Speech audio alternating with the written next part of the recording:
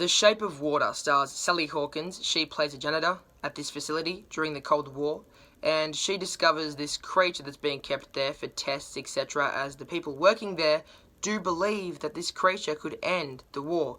But Sally Hawkins develops a connection, a bond with the creature, and we have ourselves a marvelous, marvelous film that is beautiful. There are some very weird and strange moments in this film, which we'll get to, but at the same time, it's just beautiful. It's definitely one of those films that would lead the Oscars. It's got the most nominations, and it deserves it, because this film is art. It really does speak to you, and the performances in this film are outstanding. Sally Hawkins, she plays this mute, so she doesn't say a word for the entire film, but at the same time, she says so much, and that's all because of Sally Hawkins. Sally Hawkins does a marvelous job. Richard Jenkins is the comic relief, you could say, but he does not deserve an Oscar over Michael Shannon, because Michael Shannon, who pretty much plays the villain, is very unsettling. He just sits there with his little electrical shock thingy, I don't know. It's really creepy. Michael Shannon is amazing. Octavia Spencer, she kind of plays the backup comedy relief. Her character was not what I expected it to be. Octavia was amazing. She definitely does deserve the Oscar nomination as well. But also the set design, just the look of the entire film is amazing.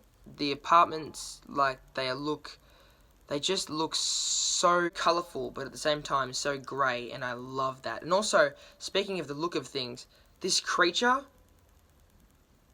oh my god, the CGI is so realistic. Can other movies have CGI like this? Because the creature, I could just look at him all day. He was so beautiful. I just loved the way that thing looked. It was so creepy and unsettling, but at the same time, so beautiful. Just like this movie. But also, one of my favourite things about this movie, maybe even my favourite, is the very unexpected and subtle uses of violence. It's always very quick. There's this one scene where this character, like, just rips off his own fingers, and it's so quick and so disturbing. My audience was just like, ugh! There were only 5 people in the audience, including me, but it sounded like there was like 500 people, because their uhs was so loud, and that's all because of the, just the way the violence was done. But I did have some flaws.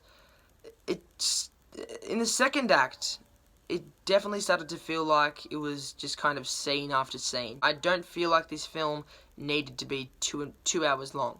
It just started to get a bit, okay, what's next?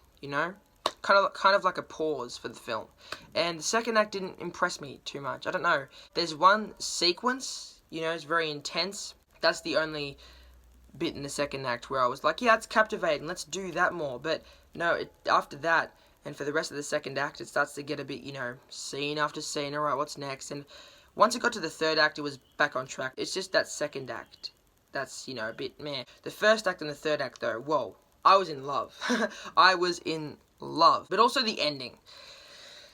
I'm not going to spoil anything, but the ending was a bit too short. I wasn't expecting like a big final battle or anything, but it could have been a bit, longer. Like maybe one more scene, but the final shot kind of makes up for it. That's why I'm, not hating on it as much. Just the final shot is just, okay, I forgive you, Del Toro. I forgive you for that, very quick ending. Which, for the violence, it works to be quick, but for the ending, it didn't.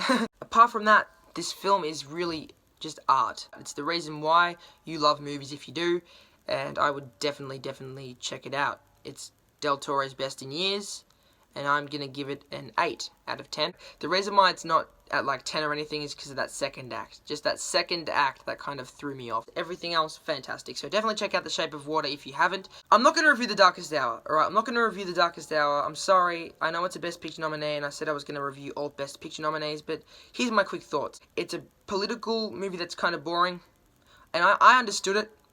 I'm not that young. I can understand that stuff, but it was just bit boring, and it was indeed saved by Gary Oldman. It's the only reason why I liked the film. I don't love it, I just like it because of Gary Oldman. But yeah, we're not here to talk about that movie.